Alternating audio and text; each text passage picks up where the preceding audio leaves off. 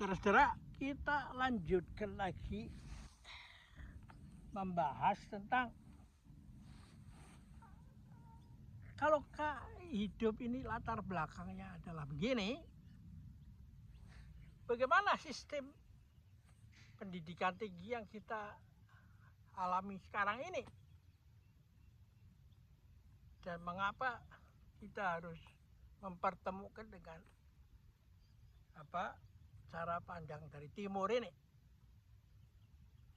Pengalaman saya mengajar menjadi dosen di Fakultas Psikologi, saya melihat bahwa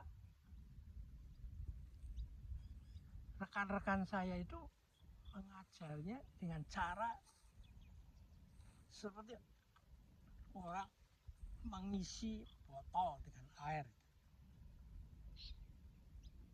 Disusun tabel mata pelajaran,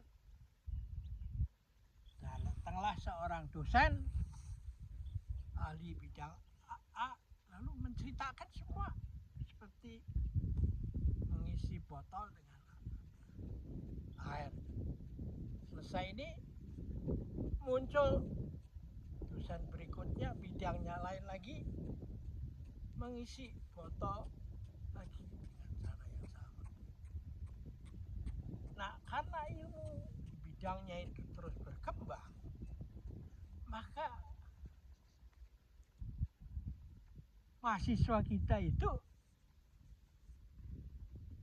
merupakan kumpulan orang yang pemikirannya terdiri dari kotak-kotak seperti botol isi air A, anggur, ini isi garam, isi gula, isi apa saja begitu. Padahal hidup kait-mengkait.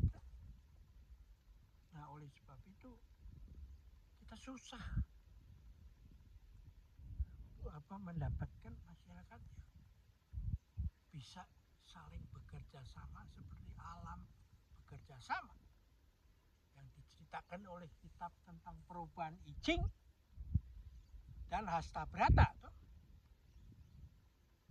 Nah, melalui 850 slides yang bernarasi ini, yang kira-kira 10 menit, ada yang 12, ada tergantung topiknya. Saya bukan mau mengindoktrinasi mahasiswa, tapi saya mau men-trigger aja.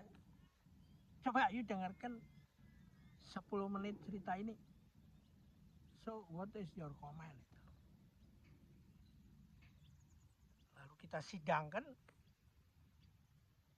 dan diputuskan orang ini lulus atau kagak dalam mata pelajaran itu. Ya. Dengan demikian pikirannya itu tidak direduksi menjadi spesialis, tapi melalui cerita pendek ini dia dibuka pikiran untuk menemukan hubungan keterkaitan antara yang ini sama ini semua. Nah, inilah metode yang saya mau sampaikan. Dan kalau Anda nggak usah ikut kuliah, ambil sendiri, pilih sendiri mana yang cocok untuk Anda. Nah, kerjakan itu. Kita bisa membantu.